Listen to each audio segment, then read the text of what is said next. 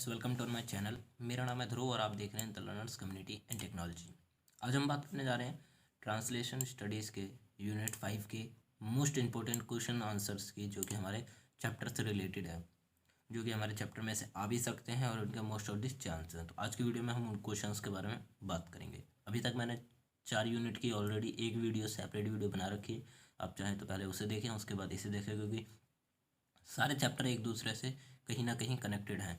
तो इसीलिए चलिए आज की वीडियो को शुरू करते हैं। तो सबसे पहले हम देखते हैं कि हमारा जो क्वेश्चन नंबर 1 आता है वो आता है फेमिनिज्म की थ्योरी के ऊपर। ठीक है, तो what is theory of feminism. ठीक है, व्हाट इज़ फेमिनिज्म थ्योरी।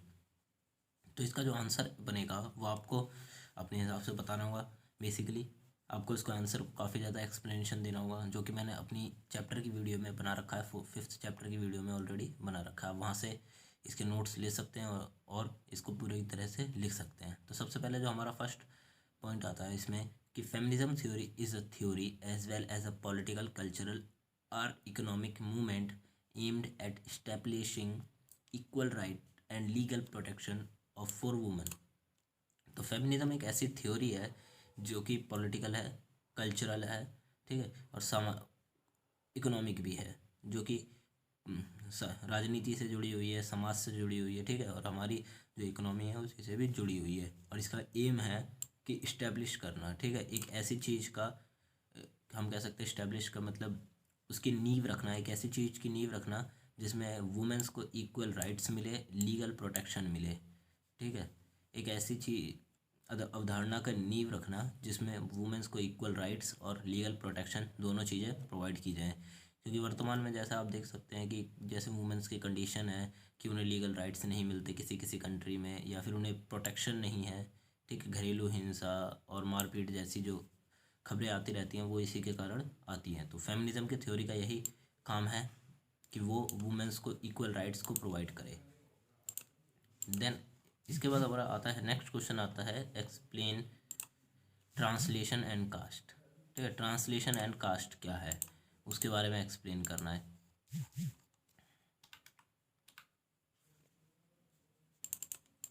तो इसका आंसर बनेगा जिस तरह कि translation and cast we study about 2 और मोर कास्ट रिलेशनशिप। ठीक है, जब भी हम किसी ट्रांसलेशन और कास्ट नाम के टॉपिक के बारे में बात करते हैं, जब भी हम ट्रांसलेशन और कास्ट टॉपिक के बारे में बात करते हैं, तो उस समय हम स्टडी करते हैं स्टडी अबाउट 2 और मोर कास्ट एंड रिलेशनशिप। ठीक है, तो उस समय हम 2 से ज़्यादा कास्ट और उनके बीच में जो रिलेशनशिप है उसके बारे में बात करते हैं। ठीक है, तो अगर हम इंडिया में बात करें तो हम इंडिया में 4 कास्ट जो काफ़ी मेन मानी गई हैं पुराने टाइम से ही हैं। ठीक है, जिसमें पंडित आते हैं, क्षत्रिय आते हैं, शूद्र और वैश्य। ठीक है, ये 4 तरह की कास्ट को शुरुआत से माना गया, तो उनके बारे में हम यहाँ पे विश्लेषण करते हैं। तो then when we study translation in India, basically we study about Dalit. ठीक है, जब भी हम इंडिया में बात करते हैं ट्रांसलेशन एंड कास्ट की, तो उस समय हम बात करते हैं दलित कास्ट की, जो कि इंडिया की सबसे ज़्यादा हम कह सकते हैं कि इंडिया में सबसे ज़्यादा नीचे मानी जाती है भारत में। ठीक है, because in Indian history we will not get any details about Dalit. ठीक है, तो जब भी हम इंडियन हिस्ट्री को देखते हैं कि हम कास्ट सिस्टम के बारे में पढ़ सकें, तो हमें वहाँ पे दलित के ऊपर कोई ज़्यादा खास डिटेल्स नहीं मिलती हैं। ठीक है, वहाँ पे हमें डिटेल्स प्रोवाइड नहीं की जाती बेसिकली। क्यों?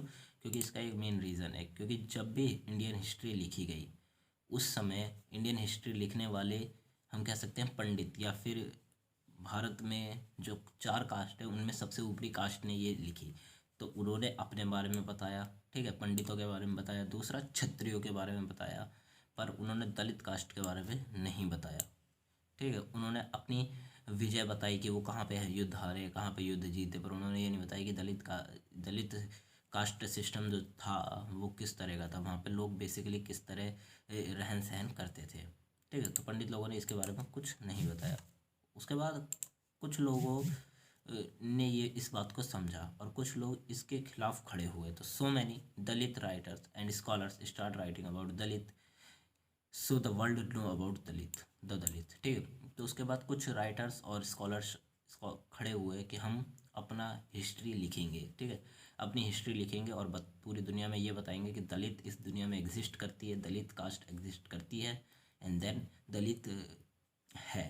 ठीक है, तो इसके बाद कुछ राइटर्स और स्कॉलर शायद जिन्होंने दलित कास्ट के ऊपर अपनी थ्योरीज भी दी और दलित कास्ट के ऊपर कुछ बुक्स भी लिखी, ठीक है। उनमें से एक जो राइटर है उनका नाम है राजकुमार, ठीक है। राजकुमार एक राइटर है जिन्होंने एक बुक लिखी दलित पर्सनल,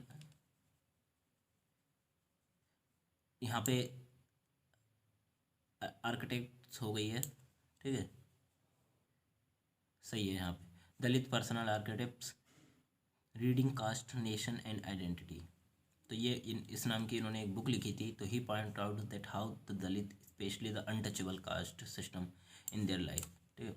तो उन्होंने जब ये बुक लिखी तो उन्होंने बताया कि जो दलित कास्ट है उन्होंने कुछ पॉइंट ऑफ व्यू किया था, ठीक है। तो स्पेशली अनटचेबल, कुछ ऐसी कास्ट जो कि अनटचेबल थी, अछूत कहलाती थी, जिन्हें हिंदी में अछूत कहा जाता है, उस कास्ट के सिस्टम के बारे में बताया, ठीक है, कि उनकी जो लाइफ है वो किस तरह से, उनकी लाइफ है वो किस तरह से अपना जीवन जीते हैं। देन इसके बाद आता है क्वेश्चन नंबर 3 कि एक्सप्लेन ट्रांसलेशन एंड जेंडर।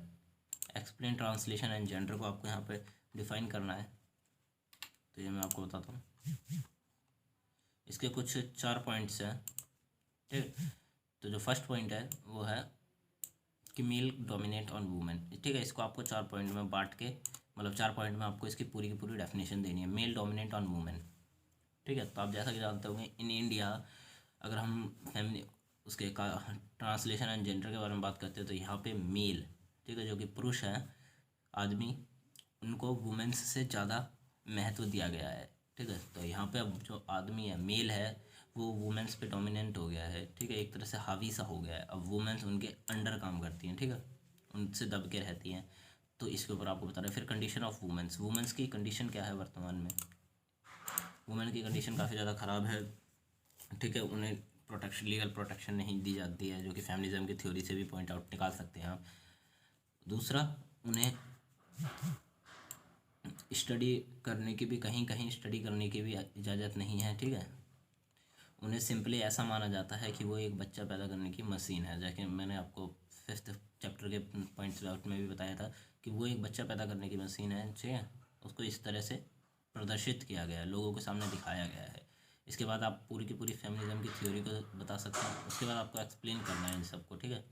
इन ये जो 3 पॉइंट मैंने आपको बताए, इनको आपको एक्सप्लेन करके लिखना है, ना कि आप बिल्कुल ऐसे ही लिख दें और आपका नोट्स रह जाए, ठीक है। तो आपको इसको पूरी तरह से एक्सप्लेन करके बताना है। तो ये थी आज की वीडियो। अगर आपको वीडियो अच्छी लगी तो वीडियो को लाइक करें, चैनल को सब्सक्राइब करें। अगर आपको इसके नोट्स चाहिए तो पूरे के पूरे 5 नोट पॉइंट आउट के नोट आपको मिल सकते हैं, ठीक है, 5 पॉइंट्स के नोट मिल सकते हैं। और मैंने अपनी डिस्क्रिप्शन में फेसबुक के ग्रुप का लिंक दे रखा है, आप इसे भी वहाँ पे फॉलो करें। सबसे पहले नोटिफिकेशन वहीं पे मिलता है, तो आपको वहाँ से आसानी होगी करने के लिए। और अगर आपको मेरा चैनल अच्छा लगा तो चैनल को सब्सक्राइब करना ना भूलें। तो thanks for visiting on my channel.